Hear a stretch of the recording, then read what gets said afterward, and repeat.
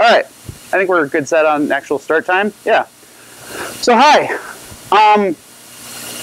welcome to Midwest JS. I know it's almost over, but I haven't talked to all of you yet. I'm really thrilled that there's actually a JavaScript conference here, because usually I'm probably flying to where y'all are from, and being lost in your cities. And so I'm thrilled to have you guys here and I can show you around, which is really fun. All right, so this talk is called Traces of Errors. And what it's about is first, how do you get a stack trace in a JavaScript application? Because it's not always obvious. You don't always get them just because something blew up. But then second, how do we actually get better stack traces that can actually show us what went wrong and how to fix it? My name's Todd Gardner. This is what I look like on the internet. There's my Twitter handle. Feel free to heckle me either during or after, or argue with me, or tell me I'm wrong or terrible. Whatever, I can take it. So I spend a lot of time thinking about how do we find and fix errors in JavaScript. Because you're building an application, and you're building something incredible, I'm sure. It is the next, latest, greatest thing of whatever it is that you do. It's faster, it's lighter, it's more responsive, it's hopefully way more expensive than the last one, so you're going to be way more profitable. Until it dies. Until something inevitably blows up. And that love that your customers were having for your application really quickly turns to hate. Because your customers had a vision of what the future could have been. It was starting to look awesome. And then you ripped it away from them when the submit button didn't work, when they couldn't check out from their cart, when they couldn't search your system, when they couldn't get a coupon code, whatever. So as the developer, if we're even lucky enough to know that an error happened, because most times the customer will just say, screw this, I'm going to Facebook. If you're lucky enough to even know that, too frequently the errors that we get look like this. They tell us very little about what went wrong, what happened, how do I fix this, where do I even start? I don't know what E is. I didn't ever have a variable called E. What's talking to E? Errors are infuriating, but they're also inevitable. JavaScript is a very complex language, and we put it in a very complex environment. It's not like deploying to a server where you have control of it. I know what version of the JVM is deployed or whatever. I'm deploying into different versions of Internet Explorer. And I don't know, maybe they installed the Ask toolbar, or they have the Get Pocket plugin, or they do some other weird intrusive thing that's messing with your JavaScript and making bad things happen.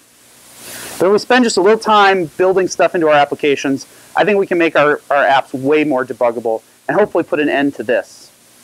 So here's what I want to talk about today. I want to talk about the JavaScript error object itself and how it's been implemented in the different browsers that you're likely to run into, and some of the weird differences that we're going to run into right away. And then I want to talk about the pathways that errors take as they bubble back up through your application. And then I want to talk about async and how that screws a lot of us up and some better ways to handle that. Does that sound reasonable? Is that basically what we're all here for? Good. All right. So here's the spec. We should start with the spec. So MDN. New error, message file line, and I get a bunch of good stuff out of it, right? There's no real problem here. I have the message, I have a line number, I have a stack trace. What's the problem? I mean, this is obvious, right? If you dig into MDN a little bit, you see the reality. Because that error spec that they tell you isn't actually how it works. File name, line, and column, those three basic things, are named different in different browsers, in different very popular browsers. Internet Explorer itself behaves differently in every single version.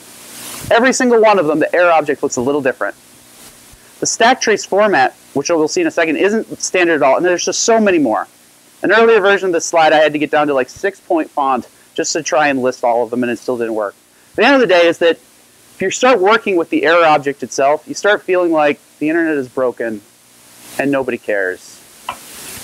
And it's just a very depressing situation.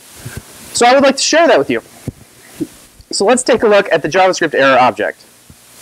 Here's a little demo. Can everybody see this contrast and size okay? Anybody not see it? All right. So here's a little demo. I'm going to do a bunch of them today. So all of the demos I'm going to give are in straight vanilla JavaScript. I'm not using jQuery. I'm not using Angular. I'm not using anything. I'm using the lowest level to show you how the browser actually acts. The only thing that I have is this little library that I wrote called printprops. What printprops lets me do is I take an object, I take a name of an element, and it will enumerate the properties on that object into the element so that we can visually see what objects look like in browsers. Because I don't want to open the IE DevTools. So the simplest example is I'm just going to instantiate a new error, and then I want to see what it looks like. So if we run this and open it up in, say, Firefox, this is what an error looks like in Firefox. And it's pretty close to what the spec said it would be. So the spec was MDN, and Firefox is by Mozilla, so I would hope that they would be close. So we have the column number, the file name, a stack trace, all's good. Let's take a look at Chrome. Oh, right away, it's different. The two most developer-friendly browsers available, and they have a different shape. Now they have all the same information. Column number and line number are available in Mozilla, but it's not available in Chrome. But it's there, it's kind of like embedded there in the stack trace. That stack trace is just like a string, right? Like you couldn't reason about this without having to like parse what that string is and what it looks like and what browser it came from. Internet Explorer 11, latest patches and everything. Oh, latest, absolute tip of IE11. But it gets worse. So here's Safari. It's old Safari because it's Safari on Windows. But, woo, that's not what I wanted to do at all. Not only was there nothing there, but it's actually like you can visually see it kind of freak out when it's throwing an error. You can almost see it draw it. All right, so that's super. That's just creating the error. Maybe there's some magic when we actually throw it. The act of throwing an error as opposed to just instantiating it. So let's try writing that. So look out, I'm going to do some live code. So we're going to throw a new error.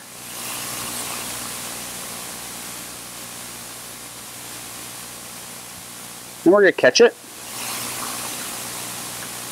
And we'll print it out. And we'll print it out into something called JS thrown error, which I'll make up here.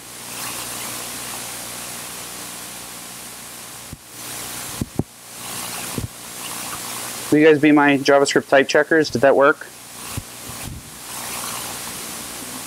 All right, so let's take a look. So here's Firefox. The difference between a thrown error and an unthrown error is nothing. Awesome. Chrome, same way. They're different, but at least, I mean, it's different than Mozilla, but at least they're the same. What about Internet Explorer? In Internet Explorer, it is the act of throwing that generates the stack. So until you actually throw the error, you don't have any of this information. But if you look at the stack trace, notice that, again, it looks different. It doesn't look like the stack trace in Firefox. It doesn't look like the stack trace in Chrome. It is a third format. Well, that's super. In Safari, we get a bunch of other useless information. Because clearly I can debug what 211389704 means, right? That clearly means that we just threw an error. So that's awesome.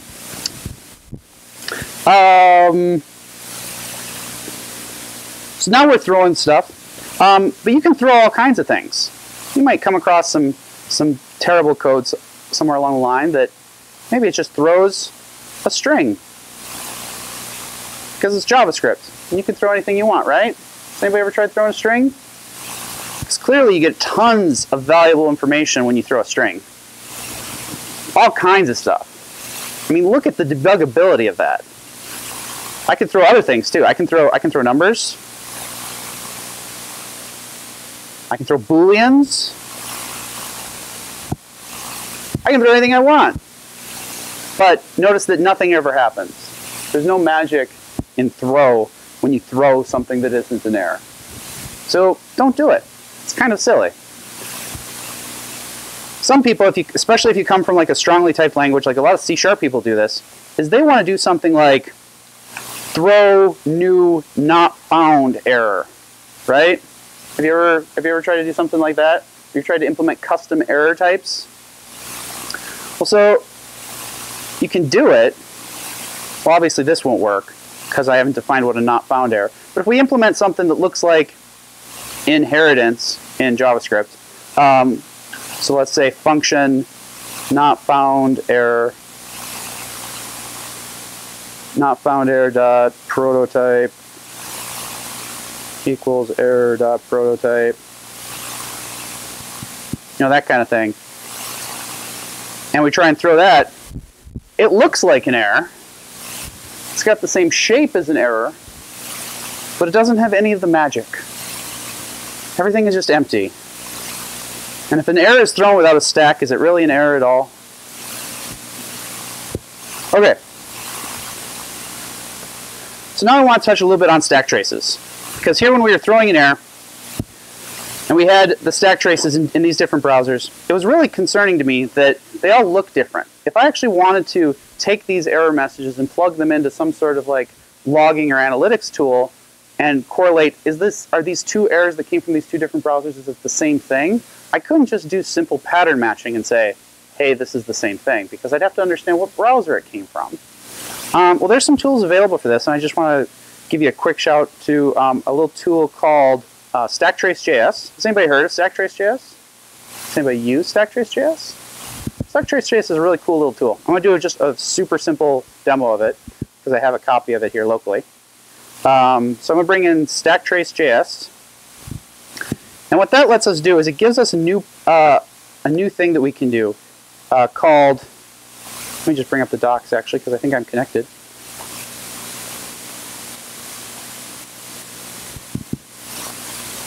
Hopefully, yes.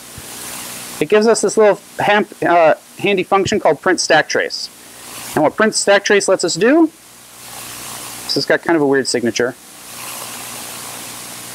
I know, it's kind of a weird signature. Is now the error object that we get out the back is actually an array. It's an array of formatted items representing the call stack. And if we run that through in the different browsers, it actually tries its best to normalize them.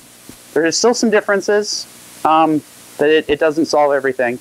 But most of the formatting differences are known, and you can interact with these objects and pull out specific properties of them without too much trouble. So if you're going to be doing any sort of work with stack traces manually, doing some correlation, I'd recommend checking out the Stacktrace.js library. So that's pretty cool. All right, so that's a little demo that I like to call the Game of Thrones.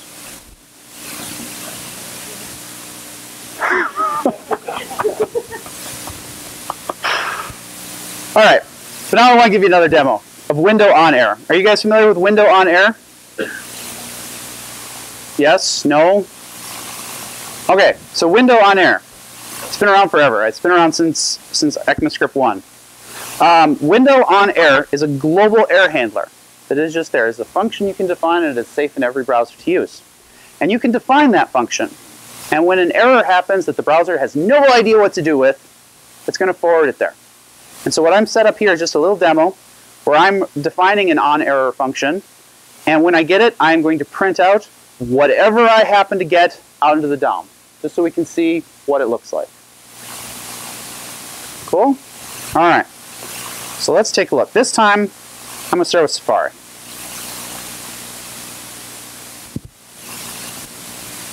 Here's what window on error gets in Safari and most older browsers. And it gets three things. And they look suspiciously like my introductory slide, E is undefined, scripts.js line 1. Because you only get a message, file, and a line number. That's it. But in newer, cooler browsers, like all three of these that I'm using here, you get a couple of more things. a couple more amazing things. You get a column number, which isn't all that interesting, but you get this fifth property here, which is the error object itself. And this is new. It is within the last 6 months that Internet Explorer, Chrome, and Firefox have added this capability. It is only in Firefox 32 that this existed. It is only in the latest patch of IE this existed. It is only in Chrome 36 something that this exists. But it's incredible, because for the first time we actually have access to a stack trace on that global error handler. But it's also very terrible, because the collective we as web developers have been working on JavaScript technology, on web browser parsing for 10 years almost, right? And it is only now, in 2014, that it is occurring to us that we should give the error object to the error handler. There's actually a gentleman, he's not here, but you should meet him. His name is James Green. He gave a talk earlier. He's on the jQuery core team, and he actually is one of the core forces that made this possible. He filed the bug reports and said, hey, why aren't you guys doing this? And they reluctantly came back and said, all right, I suppose that makes sense. We should do that. All right. So that's pretty awesome. We have the error object, but as I was saying, this is really only in the absolute tip of current web browsers that you get that. And most of us, I imagine, are not quite so fortunate that our app only has to work in latest Chrome. Because today, we probably still have to support old IE. I know in my job, I have to support IE 10, right? IE 9, IE 8, IE 7. Last time I gave this, there was a gentleman in the back, and he had his hand all the way up to 5.5. 5.5. I'm like, what do you do? And it's like, he works for like some manufacturing company somewhere, and they have like laser equipment or whatever that runs Windows 3.1 something. I was like, oh, it's terrible. Felt so bad for him. So bad. All right. So that was about errors and how the error object in the browsers work generally. So now I want to talk about the paths that errors take when they blow up. When we cause an error, how does those traverse through our application? So here's a little graphic, and it should be totally obvious. I don't expect this to be anything like revolutionary. At some point, the native code, the browser itself, decides that it wants to start your function or your application. It calls your first script block. It does whatever. And it invokes a series of functions that starts up your application. Foo calls bar, calls baz, calls onClick, calls initialize, calls whatever. If somewhere in that call stack blows up, you referenced a function that doesn't exist, you did an illegal operation, whatever, that error is created and it bubbles back up the stack, eventually landing on the native code. What does the native code do with it? It sends it to window on error, right? It doesn't trust the JavaScript execution stack. It's not saying that just because the JavaScript failed, oh, something is terrible, I'm just going to crash, right? Do browsers crash when the JavaScript fails? Well, sometimes. But hopefully it doesn't. Hopefully it handles it all gracefully and sends it to window on error. And so this should be normal. This should be self-explanatory for any other language systems you guys work in. Let me show you a quick example of this. So here is another little demo. So I am attaching to the on-air handler, and I'm just going to print out whatever we get. I have this little demo object here I call the fruit thrower. And the fruit thrower throws a collection of fruits. The only fruit I have right in here right now is an apple. So I iterate over my array of fruits, and I throw them. Literally, I throw a fruit. And then I print out what it looks like when I threw it, throw it out to the outer function, print out what it looks like there, and that's really all it does. Right? Does that seem, there's no magic here, right? Everybody groks that? Everybody not grok that? Cool. All right, so let's take a look.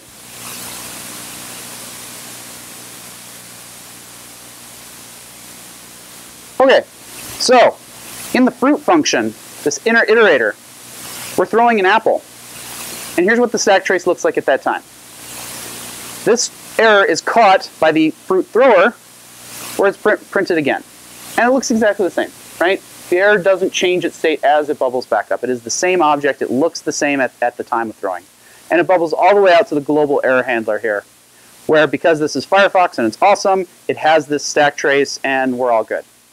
But I want to dig into the stack trace just a little bit, because it's kind of weird. I mean, this is a super trivial example, but so I have fruit thrower and then some weird garbage characters here. I have this fruit thrower here and some weird garbage characters here referenced on this file, and then another fruit thrower, and then two things that don't have a name. So let's take a look at that. So here on line 43 is here where this was initially thrown. And it's trying to identify this function that threw it. And it says, well, it's fruit thrower, but then it's something else. And so it's talking about this function here that doesn't have a name. And we just defined this little thing in line, just threw it in there. But I mean, we could give it a name. We could call it our fruit iterator. If we give it a name, now we get a real descriptive name in our stack trace about what this is and what it's for. We do the same thing out here. So line 56, what's going on line 56? Well, that's where we instantiated our fruit thrower. Well, the thing that's instantiating it here is our outer self-executing closure. Well, we could name that too. I could call this my main closure. And now I have a name for that as well. And so this is just really simple, trivial things that we can do to get a better stack trace that describes more about it. Now, I do want to caution you, because there are a few issues with just naming functions like this. Specifically, for anybody who had their hand up, they have to support IE9 or below. How many were people IE9 or below? Okay. IE9 and below has a feature in how they choose to implement JavaScript, where when you name a function, even if I have var foo equals a function that I'm naming foo, both the variable exists in the scope and the name of that function exists in the scope. So IE9 and below leaks the function name as a variable, as a defined thing in its enclosing scope. If you're doing it like this, with all self-executing functions and nothing is ever leaking out into window, you're fine, you can probably get around it. There's totally patterns to do it. If you're just writing JavaScript inline in script blocks and everything is just executing the context of window, essentially all of your function names are leaking onto window. And you can accidentally redefine them later and crazy things happen and you have no idea why. So just a little cautionary, you should name your functions, be cognizant of how you're doing it. All right. So I think that is that demo. Oh, I want to show you something else. I want to show you this kind of thing is not typical of a JavaScript application we write, is it? When we're writing a JavaScript application, chances are the thing that we're doing doesn't happen synchronously right off the bat. All JavaScript doesn't execute immediately and then shut down, right?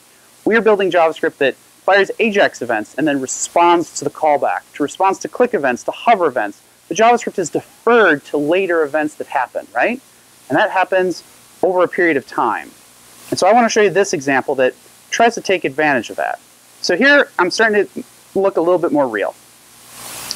So here, again, I'm defining window on air just so we can see anything that bubbles out there. And I have an application object. My application has a couple of functions here. I have an initialize, which binds up a click handler. So I have a button in my app, and I want to say, hey, when the user hits this button, I want you to call me back on onClick.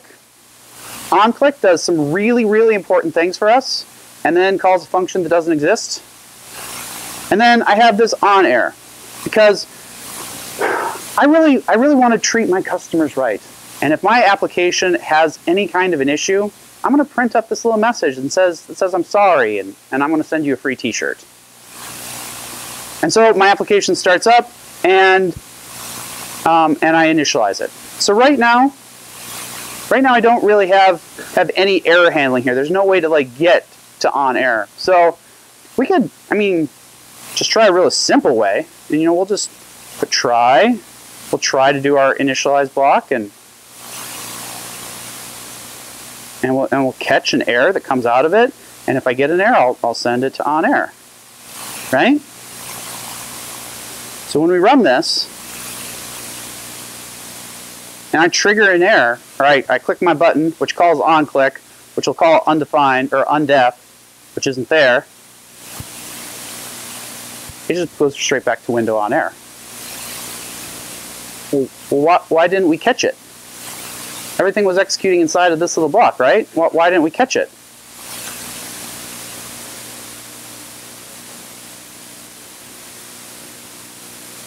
Let's talk about callbacks. Let's talk about this specific example. So I had a function called initialize. And initialize called another function that was interacting with native code, the add event listener. Add event listener is a JavaScript thing that I can call, but it's not really JavaScript under the covers. That's Chrome, that's Firefox, that's Safari, that's whatever, doing something. And what it's doing is, I'm saying, hey, when this thing happens later, here's a function on how to handle it. Callback is kind of a bad way for this, because it's not saying call me back on this function. I'm giving it a function to execute later.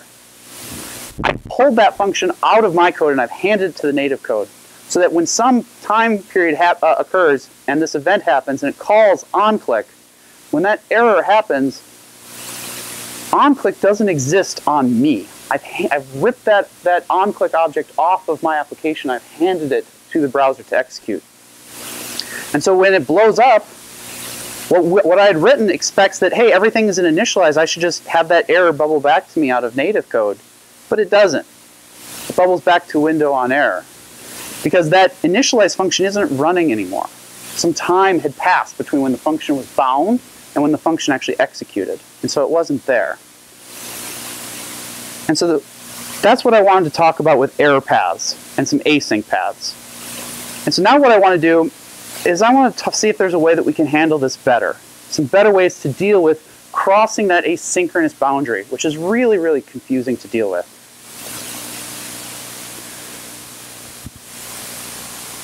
So, I mean, the simplest way to solve this, just to get an error from onClick, is rather than wrapping everything in it, we could just redefine this function that we're sending to the click handler, right? I could wrap up a little function here, which I should give it a name, like click error wrapper, that will try to call onClick and catch any errors that come out of it, and pass those errors to on error. So now if this runs, sorry, we messed up, we'll send you a t-shirt. We were able to force it through. But this is kind of gnarly code, right? Like, I don't think you actually want to put these little try-catch blocks like in every single thing you do. So I want to like commonize this in some way. Really the only thing interesting that I'm doing here is I'm just specifying two functions. What to do on the happy path, and then what to do on the sad path. What I'd like to do is almost emulate like how jQuery does it in some of their APIs and say, hey, here's onClick and here's on error. And like that's what I want to tell you to do.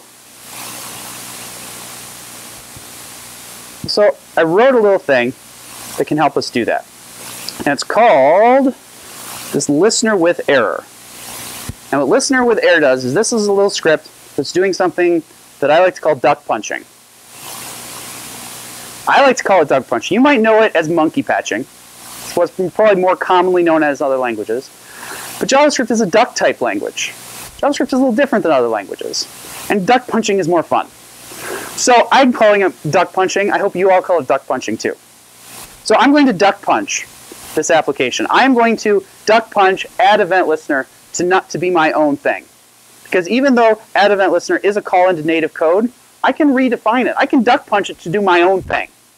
So I'm going to redefine it to take another argument. It's going to still take the name of the event, and it's still going to take a callback, but now it's going to take an on-error callback as well. And then I'm going to call through to the original add event listener. And the callback that I'm going to send it isn't the callback that we passed, but it's instead this anonymous or this wrapper that I'm passing, where I try to execute it, and if it fails, and if you happen to pass me an on-error function, I will try and pass it through there.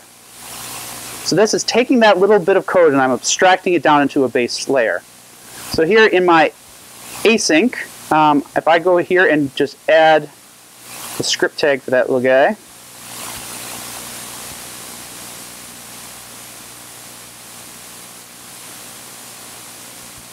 listener with error. Now I can define add event listener as on click and on error. And I still notice in my customer free t-shirt. I'm able to catch that error and bring it back without, dirtying up all that other code. But there's still, if you look here at the stack, there's like some garbage in it now, right? Because what actually blew up was onClick. OnClick died because it said undef is not defined, which is absolutely right. There's this other thing in there, which is that like garbage function that I added. It's the add event listener callback that I wrote that was doing that wrapping. We can find a way to filter that out. But what's more interesting is that where is initialize? Where is application? Why aren't those things represented in my stack trace? Those are important to know, like, how did this thing come to be bound? But that doesn't happen with this normal stack trace mechanism because this onClick function was executed by the native code. It wasn't really executed by initialize. But I think it'd be really interesting to know that. So I have this other thing I wrote, which is called async listener. And async listener is also duck punching add event listener. And it's taking a similar structure here, where I'm extending it with a callback and an on error. But this time, I'm doing some other stuff there at the time. When you bind through add event listener, I'm telling the browser to call me back sometime later. And so what I'm trying to do here is, I want to know what the execution stack looks like at the time of binding. Tell me what's running at that time. I'm going to save that away. So that when I call through and say, okay, I'm going to try and execute your callback on add event listener. But if it dies, I can now build a super stack. A stack trace that contains not only the things that failed this time, but where did this thing come to be bound from? So if we take a look at that, oh, I need to actually add it.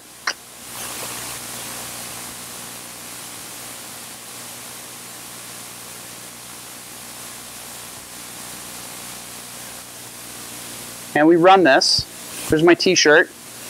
But check out that stack trace. That stack trace contains a lot more information about what's going on here. I see that onClick is what died. OnClick was called by add event listener some of my garbage. But now I know that about a second passed between when this callback was bound and when it was executed.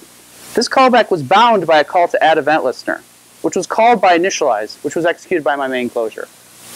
I can now trace back across time to see how is this thing behaving, how do we move back in time, how do I know how these things came to be bound, which is really important for asynchronous JavaScript applications, right?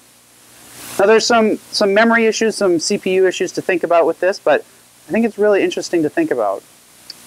Chrome does as well. In the latest version of the Chrome debugging tools, you can turn on something called asynchronous debugging, which when you set up a breakpoint or you set up a stack trace to come out in your debugging tools, you can see a history of how the things came to be bound and see closures that have passed. You can see the contents of earlier closures in the bind history. I don't really have a demo of that. I just think that that's really cool and you should check that out. So I have my asynchronous listener. I'm duck punching it. I'm adding a bunch more stuff to it. And I think that's really cool. And that makes me really happy when I can get that kind of information back about my applications. It makes me really happy because I can find and fix my bugs easier. And I hope that makes my customers happy too. Hopefully this happy. So we talked about the JavaScript error object itself and how it's weird in different browsers. And we talked about the paths that it flows through. And then I showed you some kind of crazy code to look at stack traces back across asynchronous boundaries to teach you more about how errors came to exist. But I want to go even farther than that because stack traces aren't everything. Here's a stack trace. This is actually a stack trace that I got in a real live application. And it's the stack trace that inspired the creation of this talk. Because I don't know what this means. E is undefined, and then I have a bunch of jQuery functions. None of them are mine. None of that is my code. I mean, I'm sure it's something I did wrong. I'm not blaming jQuery here. I'm sure I screwed something up, but I have no idea what. I don't know where to start on this. It's very confusing and frustrating. Here's one I got later. This is actually a more recent one on an Angular app I'm working on. And so here's another stack trace that I think it has something to do with I'm building out a template incorrectly, but I don't really know what. It doesn't really give me enough information to dig into it. And so stack traces by themselves aren't really enough information in JavaScript to like fully recognize what is going on. And so I've been thinking a lot about this, and about a year ago, I partnered with a few other people, and we started building this tool. Oh, I'm sorry. And in that tool, what we were trying to do is we were trying to understand more context about, what is the user doing, and what state is your application in, and what was happening in the browser. And I think these are all like great things to do, and you should take these back to your teams. If you're building a JavaScript app, you should have some kind of mechanism that you build yourselves to know when something blows up, what are the specific conditions that I care about in my application that I'd want to know? Like, what is the state of my workflow? What is the state of what part of the checkout process are they in? What are those sort of kind of things that you could just like bolt on to an error so that you just have some idea of what's going on? So my partners and I had built things like that a couple of times, and we decided, hey, we could actually build something that's kind of cool. We call it Track.js. I think probably everybody's heard of it by now because I've had a couple of chances to like talk about it. So with Track.js, this is going to be just a very, very short sales pitch. Very, very short. We start with that error object itself and the stack trace and all the cool stuff that comes with that. And we bolt onto it a bunch of general information that we think is interesting, like what URL the user is on, the browser, the operating system, how big the viewport is, so you can do responsive JavaScript stuff. The differences in timestamps, a lot of calendaring bugs come from, hey, somebody set their system clock to some weird time zone, or it's 7 hours out of date, or whatever. And then we combine it with a bunch of analytics information that we capture, like everything the user's clicking on, and all the data that they input, console messages that they put in, and AJAX events that are going off. And we recreate this timeline to say, here's everything you would need to do to bring this back into your development environment and debug the app. And one of the things I'm like really stoked to show you all today is a lot of the stuff that I was working on for this talk around asynchronous stack traces, we just shipped that. So that is active in the latest version of Track.js, where you can see stack traces that traverse across time and see how things happened before. How did callbacks come to be bound, and how long ago were they bound in the life cycle? And I'm pretty stoked about that. So for being here and coming to see me and taking a little bit of time, anybody here, if you email me, I saw you at Midwest.js, I'll give you 3 months. So let me know if you want that. Happy to take you up on that. This is me. Here's all my contact information. I'd love to talk to you guys more about JavaScript, error handling, or Track.js. But I'm around. Thanks for coming out to see me. Appreciate it.